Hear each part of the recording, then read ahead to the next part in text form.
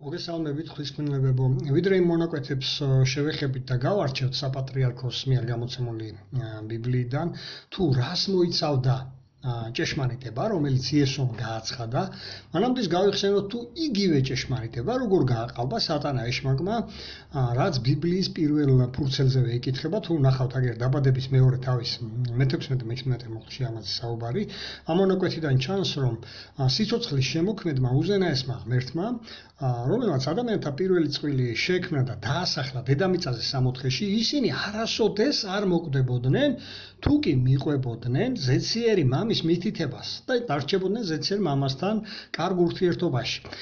კონკრეტულად კი თუ ისინი არ იგემებდნენ აკრძალულ ნაყოფს. აქ რა თქმა უნდა ახლა საქმე ნაყოფის გემოში არ იყო, არამედ მორჩილებაში. თუმცა ღმერთმა მათ მისცა ნების თავისუფლება, რომ საბოლოოდ თავად აერჩიათ და გადაეწყვიტათ, დარჩენილიყვნენ თუ არა ზეციერი მამის ერთგულები. და ეცათ თუ არა ზეციერი მამისათვის თაყვანი და ყოფილიყვნენ ყველაფრისათვის მადლიერნი, რაც მისი აი ამ მითითებისადმი მიყოლით და მორჩილებით გამოიხატებოდა. თუ პირიქით აერჩიათ საპირისპირო დაუმორჩილებლობა, რითიც გამოხატავდნენ ასევე უმადურობას, ორგულობას და შედეგად დაკარგავდნენ სამოთხეში ცხოვრების პერსპექტივას და მარადეულ სიცოცხლეს. და რაც ყველაზე მთავარია, წავიდოდნენ უზენაესი სამყაროში, ყველაზე უზენაესი პიროვნების შემოქმედი ღმერთის წინააღმდეგ და ზეციერ მამასთან დაკარგავდნენ აი ამ კარგ ურთიერთობას. ეხლა იცოდნენ რა აი ამის შესახებ ზეციერმა სულიერმა ქმნილებებმაც, ერთ-ერთმა ანგელოზმა წამოიწყო ამბოხება და დაუპირისპირდა სიცოცხლის შემოქმედს უზენაეს ღმერთს თავისი განაცხადით, რომ მისი მიწიერი ქმნილებები არ იყვნენ სრულყოფილები და ისინი წავიდოდნენ ზეციერი მამის წინააღმდეგ, თუ კი ვინმე მათ სხვა უკეთეს პერსპექტივას შესთავაზებდათ. მაშინ ზეციერმა მამამ ნება დართო აი ამ ანგელოზს, რომელსაც მოგვიანებით სატანა ეშმაკი ეწოდა, გამოეცადა ღვთის მიწიერი ქმნილებები, ადამიანთა პირველი წყვილი და დაემტკიცებინა თავისი განაცხადით, თუ რა იქნებოდა ის უკეთესი პერსპექტივა, უკეთესი მომავალი.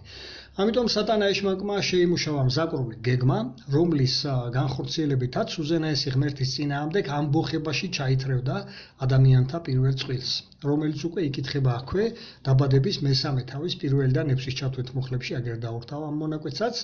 აქ ახლა უამრავი დეტალია, მე ესენი უკვე განხილული მაქვს გასული ვიდეო რგოლებში, ამიტომაც თუ არ მოგისმენიათ, გირჩევთ შემოხვიდეთ აი ამ გვერდზე, იესოს ფოტოზე დაწკაპუნებით, შემდეგ გახსენით ვიდეოები, ატვირთების ფუნქცია რომაა და მოისმინეთ რიგით პირველი რგოლიდან, თანამიმდევრობით, აი ეს რიგითი ნომრები ფრჩხილებშია მოცემული. აქ სხვა დეტალებს ახლა რა თქმა უნდა აღარ შევეხები, შევეხოთ აი ამ მთავარ საკითხს, რაზეც ამ ვიდეოში განვიხილავთ ჭეშმარიტებას, თუ სინამდვილეში რა მოყვა ამას, როდესაც ჩაითრია ეშმაკმა ადამიანთა პირველი წყვილი. ადამიანებმა ფაქტიურად დაკარგეს ზეციერ მამასთან ურთიერთობა, მეორე დაკარგეს სამოთხეში ცხოვრების პერსპექტივა, მესამე დაკარგეს მარადეული სიცოცხლით ტკბობა. და შედეგად მივიღეთ ისეთი მსოფლიო ეშმაკის მართლობის ქვეშ, როგორიც დღეს გვაქვს სახეზე.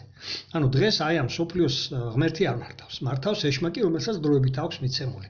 და ეხლა თუ რატო დაუშვა ღმერთმა ამდენი ხნით სატანა ეშმაკის აი ეს თარეში, ეს ბოროტება, უსამართლობა, რაც დღეს ხდება ჩვენს თვალწინ და როდის მოეღება აი ამ ყოველივეს ბოლო სატანა ეშმაკის ჩათვლით, ამის თაობაზე შემდეგ ვიდეო რგოლში ვისაუბრებ. აი ამიტომ უნდა გამოიწეროთ ჩემი გვერდი, რომ არ გამოგრჩეთ აი ეს სასიცოცხლო მნიშვნელოვანი ინფორმაციები. და რადგან ასე თავდაყირა დააყენა ეშმაკმა ღვთის ბრწყინვალე განზრახვა, რომელიც უნდა განხორციელებულიყო დედამიწაზე, მაგრამ შეაფერხა ის თავისი ამბოხებით, ღმერთმა სამოთხის ბაღშივე, დავაკვირდეთ ამას, დაანონსა თავისი მორიგი ღონისძიება, რომლითაც ის გამოასწორებდა აი ამ პროცესს და საბოლოოდ სისრულეში მაინც მოიყვანდა თავის განზრახვას, რომ დედამიწაზე იყოს სამოთხე და ადამიანებმა იცხოვრონ მარადეულად.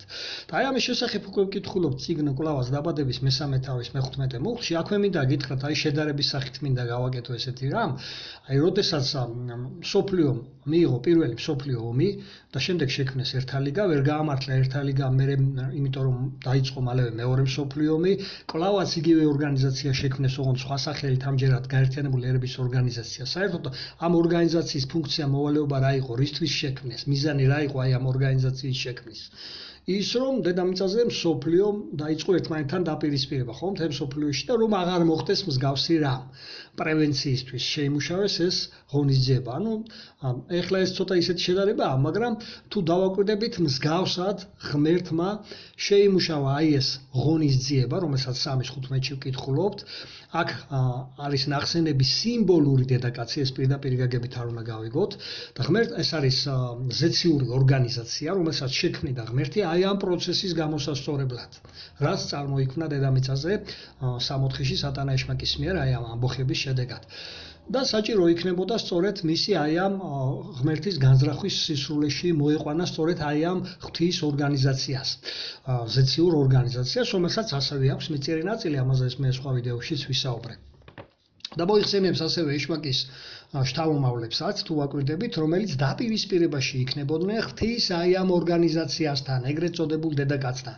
ეხლა ეს დაპირისპირება აღწერილია ბიბლიის ბოლო წიგნს თუ ნახავთ, ეს ხო პირველი წიგნია დაბადება. ბიბლიის ბოლო წიგნის თუ ნახავთ გამოცხადებას, მე-12 თავში არის აღწერილი, თუ ყურადღებით გამოიგოთ. ეხლა მე იქიდან ზოგიერთ დეტალს შევეხე სხვა ვიდეოებში, მაგრამ ძირითადად მე ამას თლიან შევეხები სხვა ვიდეოში. და აი სწორედ დედამიწაზე იესოს მოსვლის ერთ-ერთი უმთავრესი მიზანიც სწორედ ეს იყო. ნახოთ თავად იესოს სიტყვებიდან, რომელიც მან პილატეს უთხრა აგერ იოანეს მე-18 თავის 37 მუხლში. დავაკვირდეთ, რომ გარდა იმისა, რომ იესო მოსული იყო იმისათვის, რომ თავი გაიღო მსხვერპლად ადამიანების წოდების გამოსასყიდად, რაც ადამა და ევამ მოგვიტანა, ამავე დროს რაც ასევე უმთავრესი ერთ-ერთი, როგორც უკვე ვთქვით, მიზანი იყო მისი მოსვლისა, რომ ჭეშმარიტება გაეცხადებინა. აქ თვითონ იესო ამბობს ამ სიტყვებს. და დაგვანახა აი ამით იესომ, რომ ორ კატეგორიად იყო მსოფლიო გაყოფილი. როგორც 3:15-ში წავიკითხეთ, ხო? ერთნი ეშმაკის შთამომავლები იქნებოდნენ, რომლებიც ჭეშმარიტების ხარეს არ დადგებოდნენ და უფრო მეტიც, იესოს მიერ გაცხადებული აი ამ ჭეშმარიტებას დაუპირისპირდებოდნენ. და მეორენი, რომლებიც მოусმენდით და მიყვებოდით იესოს სწავლებებს აი ამ ჭეშმარიტების თაობაზე და ვიდრე უშუალოდ შევეხები ამას, თუ რას გულისხმობდა იესო აი ამ ჭეშმარიტ სწავლებებში და ჩვენ პირადად რომელი ხარეზე ვიმყოფებით, რომ რა არის მდგენელი, როგორ შეგვიძლია ეს გავარჩიოთ, ვიდრე ამას შევეხები. მანამდე კიდევ ერთი მონაკვეთი აი ამ ორი კატეგორია ადამიანების დავინახოთ განმასხვავებელი რა არის. მე ეს მონაკვეთი მოვიყვანე გასულ ვიდეორგოლშიც, კვლავაც დავურთავ იოანეს მე-8 თავის 44 მუხლია, სადაც იესომ დაახასიათა დაცემული ანგელოზის სატანა ეშმაკის ბუნება. როდესაც ის ესაუბრება მწიგნობრებს და იმ დროში მყოფ ეგრეთ წოდებულ სასულიერო პირებს, სასულიერო ლიდერებს. ეს ეხებათ რა თქმა უნდა ჩვენს დროში მცხოვრებ ყველა რელიგიის ბელადებს და ეგრეთ წოდებულ სასულიერო პირებსაც, ვინც ეშმაკის პოზიციებზე რჩებიან დღემდის და მის პროპაგანდას არიან აყოლილები. აი ამ მონაკვეთში ესო აღწერს იმ ამბოხებას, რომელიც წამოიწყო ეშმაკმა ჯერ კიდევ ზეცაში, როდესაც ის დაუპირისპირდა ზეციერ მამას და სიცოცხლის შემოქმედს თავისი განაცხადით. შემდეგ მან ეს თავისი სიცრუე თავს მოახვია ადამს და ევას სამოთხის ბაღში და ის ამგვარად გახდა არა მარტო მათი, არამედ მთელი მათი შთამომავლების, მთელი კაცობრიობის მკვლელი, რადგან კაცობრიობა ჩამოაშორა ჭეშმარიტებას, აი ამგვარად ეშმაკმა ჩამოაშორა ზეციერ მამას და დააყენა ბოროტების, უსამართლობის, სიკვდილის გზაზე. სწორედ აი ამ შედეგებს იმკის დღეს მთელი კაცობრიობა და ის ფაქტი, რომ დღეს უამრავი რელიგია არსებობს, მეტყველებს იმაზე, რომ ადამიანებს აქვთ ტოლვა ზეციერი მამისკენ, ეძიებენ ღმერთს, უნდათ რომ ღმერთს თაყვანისცენ, მაგრამ ეშმაკი მათ საშუალებას არ აძლევს თავისი რელიგიების მეშვეობით. ეს ყველა რელიგია თუ კი რამ არსებობს, არის სატანა ეშმაკის მიერ შექმნილი, შეფუთული იმისათვის, რომ ვითომ ადამიანებმა განარიდონ ღმერთი, ამიტომ ამაში რომ უკეთესად გაერკვეთ, შემოდით, როგორც გირჩიეთ ჩემს პირადში და რიგით პირველი რგოლიდან მოისმიეთ ამ მიმართულებით მაქვს განხილული ეს მონაკვეთები. მაგრამ ახლა სხვა მიმართულებით ვაგრძელებ საუბარს, იესომ ხაზი გაუსვა იმას სწორედ აი ამ მონაკვეთში, რომ მართალია სატანა ეშმაკი ერთ დროს ზეციერ მამასთან ახლოს იყო, მის წიაღში იყო და ჭეშმარიტებაში იდგა, მაგრამ შემდგომ მან მიატოვაო ჭეშმარიტება, ვერ დამკვიდრდაო მასში. რატომ? რამ შეუშალა ხელი? რადგან იგი დაეცა და გახდა ამპარტავანი. აი ეს არის თვისება, რომელიც ხელს უშლის ადამიანებს დღემდე ჭეშმარიტების პოვნაში და თავად მოისურვა გაბატონებულიყო ღვთის ქმნილებებზე და ამის გამო წავიდა სიცრუეზე. და ანალოგიურია ყველა მისი მიმდევარის ყველა აი ამ რელიგიური წინამძღოლების შემთხვევაში, რომლებიც ასევე რა თქმა უნდა მოჩვენებით თამდაბლობას აჩვენებენ, მაგრამ სინამდვილეში ამპარტავნები არიან და კლავაც არ ვრცელებენ ეშმაკის პროპაგანდას, არიან სიცრუეს გამავრცელებლები, აი ამ ეშმაკის სიყალბის გამავრცელებები, ებრძვიან იმ ჭეშმარიტებას, რომელსაც იესო ასწავლიდა და სწორედ ამიტომ ითვლებიან ეშმაკის შვილებად, რომ თავადაც არიან ამ პარტავნებაში და ცდილობენ გაბატონდნენ ღვთისმშობლებებზე.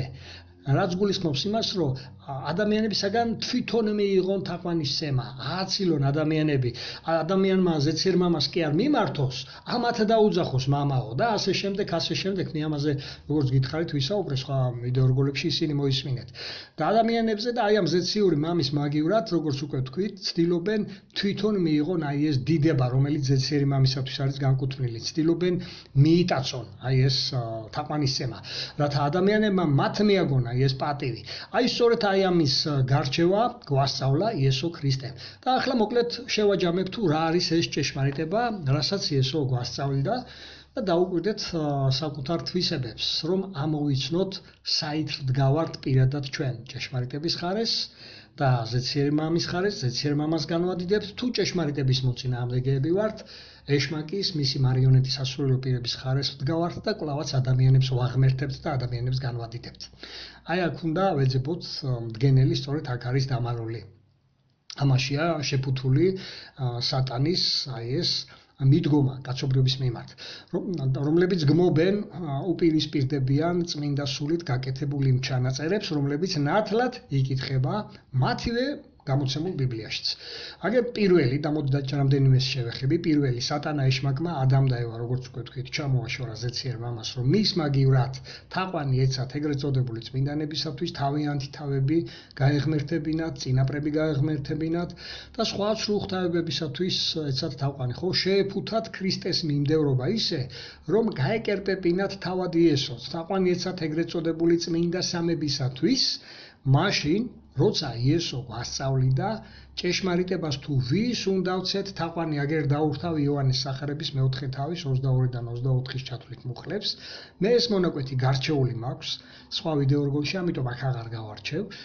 თუ არ მოგისმენიათ, შემოდით ჩემ გვერდზე და მოიძიეთ და მოისმენთ ეს ვიდეო რგოლი, აქ აღარ მიუბრუნდებ ახლა ამის გარჩევას, უბრალოდ გეტყვით იმას, რომ იესო აი ამ მონაკვეთში მოცემული აზრებით გვასწავლის, რომ თაყვანი უნდა ვცეთ მხოლოდ და მხოლოდ ზეციერ მამას, ჩვენი სიცოცხლის შემოქმედს და სხვა არავისო. ამიტომაც ვინც ზეციერი მამის გარდა თაყვანს სცემენ ეგრეთ წოდებულ წმინდანებს, რომლებზეც მე ასევე დავდე ვიდეო რგოლი თუ რას მოიცავს ეს წმინდა თაყვანისცემა თუ წმინდანთა ნაწილების თაყვანისცემა, თუ რატო ითვლება ეს კეფ თაყვანისცემლობაში, ეს ვიდეოც ჩემ გვერდზე შეგიძლიათ მოისმინოთ. აი ამგვარად ჭეშმარიტებას არიან აცდენილი, ეშმაკის პროპაგანდას არიან აყოლილი და მოდიან წინააღმდეგობაში ჭეშმარიტებასთან და ზეციერ მამასთან. ასევე ამა თუ იმ რელიგიებში ადამიანები ლოცვებით მიმართავენ კვლავაც ამა თუ იმ წმინდანებს თავიანთი მიერ შექმნილი ხატების მეშვეობით, მიმართავენ ლოცვებით იესო ქრისტეს, ოდესაც ეუბნებიან უფალო იესო არის ესეთი ლოცვები, ხო? ან ეგრეთ წოდებულ საამებას. იესომ ამაზეც გასაგებად აგვიხსნა, თუ ვინ არის საერთოდ ლოცვების მომსმენი, თუ მხოლოდ ვის უნდა მივმართავდეთ ლოცვებით და თავადაც გვაჩვენა ეს თავისი ცხოვრებიდან მაგალითებით, როდესაც ის ზეციერ მამას ყოველთვის მიმართავდა ლოცვებით. აგერ გასაგებად იკითხება ამ მონაკვეთში, სადაც იესოს სწავლებაა მოცემული, მათეს სახარების მე-6 თავის 6-დან 9-ის ჩათვლით მონაკვეთს დავურთავ. მთელს წმინდა წერილებში ვერ სადნახავთ, რომ იესო სხვა ვინმესადმი ლოცვას ესწავლებინოს ადამიანებისათვის და მოეწოდებინოს თავისი მოციქულებისთვის, რომ სხვებისთვისაც მიემართათ, ან მოსესთვის, ან ელიასთვის, ისინი ხო წმინდანებად ითვლებოდნენ იმ დროში, ხო? ან მათი ხატები გაეკეთებინათ და ასე შემდეგ. მსგავსი მოწოდებებს ვერსად ვერ ნახავთ წმინდა წერილებში. რატომ? იმიტომ რომ ისინი ამას არ აკეთებდნენ. ეს იცოდნენ, რომ ჭეშმარიტების საპირისპიროა, რომ ასეთი სახით ზეციერ მამასთან დაუპირისპირდებოდნენ ზეციერ მამას. და ისინი არ მიმართავდნენაც ეგრეთ წოდებულ სამებებს, ლოცვებით. ვინც ზეციერ მამას მიმართავდნენ, აი ბიბლიურ დროში მცხოვრები ღვთისმსახურები ასევე აკეთებდა იესო ქრისტეც და გვიტოვებდა ამ ნიმუშებს. და ესენი მე განხილული მაქვს ჩემ გვერდზე თუ შემოხვალთ, რიგით 50-დან 57-ის ჩათვლით აი ეს ვიდეორგოლები სწორედ ლოცვების მნიშვნელობას ეხება, თუ ვის უნდა მიმართოთ, როგორ უნდა მიმართოთ, რაზე უნდა ვესაუბროთ, როგორ ვესაუბროთ და აი ამ 7 ვიდეოშია განხილული. და ისე რომ იესო ყოველთვის გვასწავლიდა აი ამას და ჩვენ მკითხულობთ აგერ წმინდა წერილებიდან, წმინდა სულით მოცემულ აი ამ ჩანაწერებს, თუ როგორ უნდა ვილოცოთ, რომ ზეციერ მამამ შეისმინოს ჩვენი ლოცვები. დანარჩენი სხვები თქვენს ლოცვებს ვერ შეისმენენ, შეცდომაში ხართ შეყვანილი და ჭეშმარიტებას აცდენილი, ვინც ამას აკეთებთ. ამავეს ადასტურებს სწორედ სამოციქულო ეკლესიაც მათ მიერ გაკეთებული წმინდა ჩანაწერებით. თუ ვის სცემდნენ მოციქულებით აყვანს და ვის მიმართავდნენ ლოცვებით. ახლა ბევრი მონაკვეთებია, იქ რამდენიმე შევეხება, აი თუნდაც კორინთელთა მეორე წერილი პირველი თავის მესამე მეხუთე. სადაც ჩანს, რომ სამოციქულო ეკლესია აქებს და განადიდებს არა იესოს, არამედ იესოს მამას, ზუსტად ისე, როგორც ეს იესო მასწავლა მათ. მსგავსი მონაკვეთი აგერ დაურთავ კლავაც კოლოსელების პირველი თავის მესამე მეხუთე, კლავაც განადიდებს აქ სამოციქულო ეკლესია და მადლობას წირავს არა იესოს, არამედ იესოს და ჩვენი საერთო ზეციერი მამას, სიცოცხლის შემოქმედს, ლოცვების მომსმენს. და რაც მთავარია, ზეციური ქმნილებები ასევე განადიდებენ ზეცაში, მხოლოდ და მხოლოდ ზეციერ მამა, თქვენ სად გინახეთ, რომ ზეციერი ქმნილებები განადიდებდნენ ან რომელიმე მოციქულებს, ან რომელიმე ადამიანებს, ეგრეთ წოდებულ წმინდანებს თუ ხატებს, ხო აგერ წერია, იკითხება გასაგებად გამოცხადების 4:11-ში, აქ უბრალოდ ის კი არ წერია მარტო თუ ვის განადიდებენ ზეციური ქმნილებები, აქ წერია ისიც თუ რატომ განადიდებენ. აი ეს არის ჭეშმარიტება, რომელიც იესომ გვასწავლა, ამიტომ არ უნდა გადაუხვიდოთ აი ამ გზიდან.